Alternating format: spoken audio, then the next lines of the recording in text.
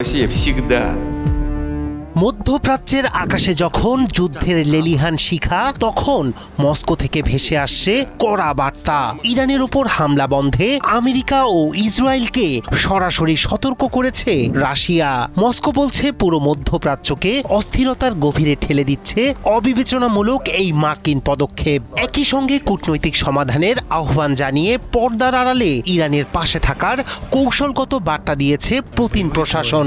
বিশ্লেষকদের মতে সংঘাত দীর্ঘ হলে কূটনীতি, অর্থনীতি, এমনকি প্রতিরক্ষা সহযোগিতা নিয়ে তেহরানের পাশে দাঁড়াতে পারে মস্কো ও বেইজিং।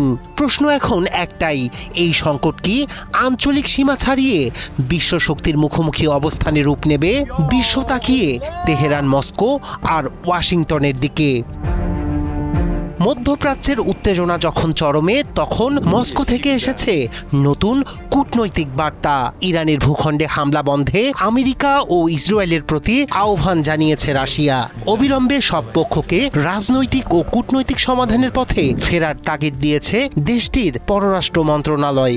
মার্কিন পদক্ষেপকে অবিবেচনাপ্রসূত এবং মধ্যপ্রাচ্যকে আরও অস্থিতিশীল করার মূল কারিগর হিসেবে দেখছে মস্কো।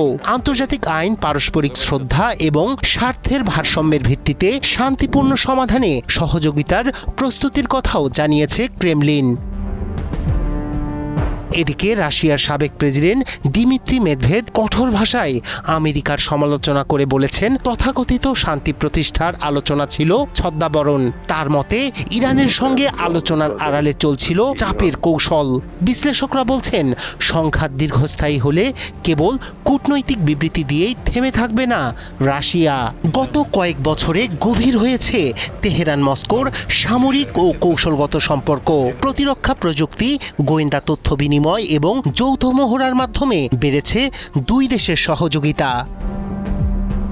এই আবহে কূটনৈতিক ছাতার মতো কাজ করতে পারে মস্কো। জাতিসংঘ নিরাপত্তা পরিষদে ভেটো ক্ষমতা ব্যবহার করে ইরানের বিরুদ্ধে কঠোর প্রস্তাব ঠেকানো।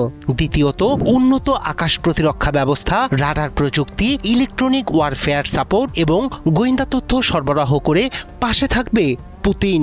বিশ্লেষকদের মতে রাশিয়ার S-300 বা উন্নত প্রতিরক্ষা প্রযুক্তির মতো ব্যবস্থাগুলো ইরানের আকাশ প্রতিরক্ষা জোরদার করতে গুরুত্বপূর্ণ ভূমিকা রাখতে পারে। এছাড়া ড্রোন ও ক্ষেপণাস্ত্র প্রযুক্তিতে পারস্পরিক সহযোগিতা ইতোমধ্যে দুই দেশের সম্পর্ককে আরও ঘনিষ্ঠ করেছে। অন্যদিকে পরিস্থিতির দিকে নজর রাখছে চীন।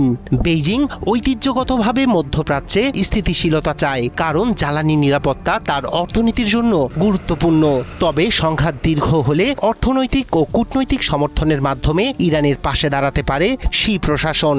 এই আবহে নতুন করে আলোচনায় তেহরান, মস্কো, বেইজিংয়ের সমীকরণ। মধ্যপ্রাচ্যের সংকট কি বৃহৎ শক্তিগুলোর মুখোমুখি অবস্থানে পরিণত হবে?